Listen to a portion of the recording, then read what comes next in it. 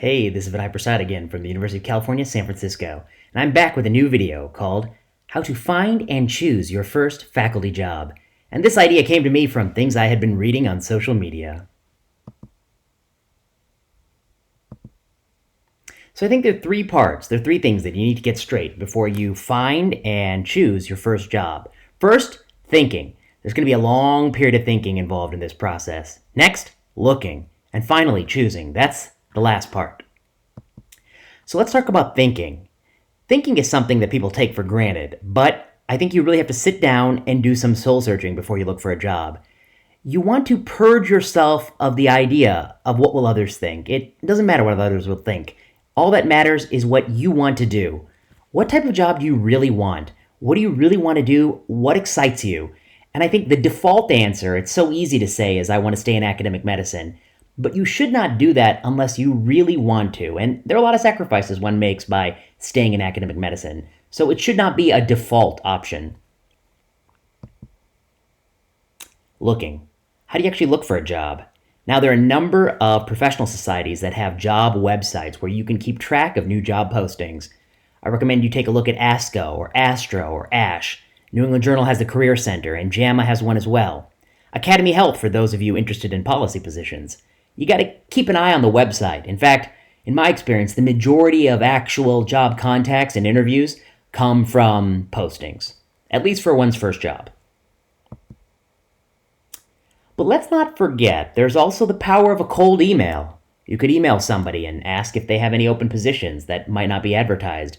And there is the tremendous power of contacts. Do you know somebody who knows somebody at a university who may be able to get you an inside look of what they need and what they're looking for? Now comes choosing. This is the most important part, some would say, but I actually think thinking is. This is what people want to hear about. So first, I'm going to steal from Dr. Adam Seafu, who's a professor at the University of Chicago and my close friend and collaborator. He put this slide out a while back on Twitter, and I really think it's quite sage advice. He calls it unsought advice number 1, choosing a job. Find a place with colleagues you like. Be honest with yourself about whether you'll be happy with the demands of the job and the level of acuity of the patients. Don't trust that your new employer will change the job they offer you to fit your desires. That's a key one. Choose the better job over the high-paying one. So Adam is always a wise man, and this is good advice, and I'm just going to build on what he has to say. Everybody's on the way up, but not really. You know, when you go to interview at places, everyone's going to tell you that we're building our program, we're just 4 years away from having a fellowship, we're going to be wonderful. You know, every place says that, but the truth is, that's not the case. Most places are not on the way up. They're on the way to wherever they are already. They're just going to stay put. They may aspire to get better. They're not going to get better. And I think if you're a stellar candidate, 9 out of 10 times a mediocre place will drag you down. That's the reality. Only 1 out of 10 times will the candidate actually elevate the place. So people always believe that a mediocre institution can be pulled up by a great job candidate. The truth is, that candidate will be dragged down to the level of the institution. One of the key things that goes into your consideration should be who will support you at this institution? Who's going to advise you? And I put, are they normal? That may sound a little flippant, but I think many of us in academic medicine know that you really want to make sure that the person who's advising you is a normal human being. There's some people who are not normal, and their advice is illogical and makes no sense. And they often have the reputation for being not normal. You just want a normal person, a friendly person, somebody you know who can advise you, who will support you. But you really need to have such a person at the institution. Otherwise, you're walking on a plank and there's no one to catch you if you fall. What's the track record of the place in engendering careers? This is really different than the number of top people they have.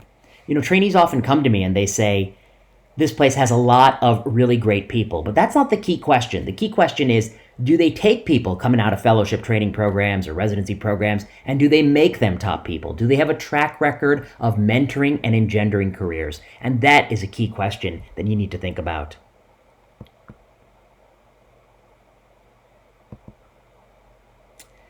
Differences in salary are small and should be ignored. This is a point that Adam makes that I think is even more true with each passing year. Those of us who grew up not having everything, for us, differences in money can feel like a great deal. But if you factor in differences in state income tax and things like that, you'll be surprised at how comparable many places really are. And these small differences in money aren't going to make or break you, and they're not really going to define your career, but the differences in the institution will. So I would say ignore, the dollars and cents for the most part, at least when you're starting out. Is there room to grow, or is there a low ceiling?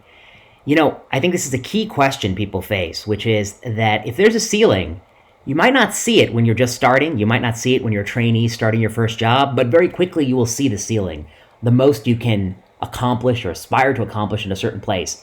And the moment you see that ceiling, the moment you think you're going to be on the lookout for a new place to work, because you're going to run into that ceiling, and then you're going to be frustrated by the fact that, there's no place further you can advance your career. So you want to be at a place, preferably, where there's room to grow. But that might not be the case. Years ago, a senior investigator at the NCI told me that your first job is a 5-year job, and I was skeptical. I said, I don't think that's going to be the case for me. And yet the reality is that my first job was a 5-year job, and I moved after that point. And I think this is a recognition that when you come out of training, you don't really understand, exactly what you want to do. You also don't understand what resources you might need to do the work you want to do. And everything seems very exciting. But a few years into your career, you will see all the limitations, the pitfalls, the challenges, and alternative opportunities, and you may make sort of the 5-year career pivot. That's what this senior investigator thought, and in my case, he was vindicated, although I was a skeptic initially. Room to grow, I think I just talked about that, but it's really important that you have a place where you feel like you can grow. You'll get half of what you're promised. I think this is a riff on Simone's maxims, but I think there's a lot of truth to it, that all jobs are only going to be half as good as you imagine they are, and you're only going to get half of what you're promised or half of what people talk about. There's a lot of hype and excitement that goes into jobs, just like there's hype and excitement in biomedicine. And the reality is that there's a lot more work involved and that things are not always what they may seem. So you should keep that in mind. You should keep in mind that you might only get half of what you're promised, no matter where you work or what you do. And this is the last thing I'd say when you decide on where to go. Are people happy? You got to pull people aside. You got to go out to dinner with them. You got to talk to them informally and really get a sense of, are people happy? And you'll be surprised, but, there is some consistency to this. People in some places are genuinely unhappy because of bad leadership and faulty choices, and people in other places are genuinely happy and they believe in the leadership. And I think that leads me to the last point, which is when you go to a place, ask yourself, was the leader promoted for the right reasons? Now, we all know in academic medicine that there are a number of different hats people wear and we reward. And some of those hats have to do with getting grants. But getting grants and leading fellow clinicians or clinician scientists or scientists, those have nothing in common. Leadership skills are a distinct set. And some places promote people based on scientific prowess, and some people get promoted based on leadership skills. And you're always going to want to be at a place where the boss has got there based on a track record of good leadership. So that's it for me. Those are my takes on how to think about, how to apply for, and how to choose a job. So if you like this video, you can like, comment, or subscribe. And if you want to know more, I'd say check out the podcast Plenary session.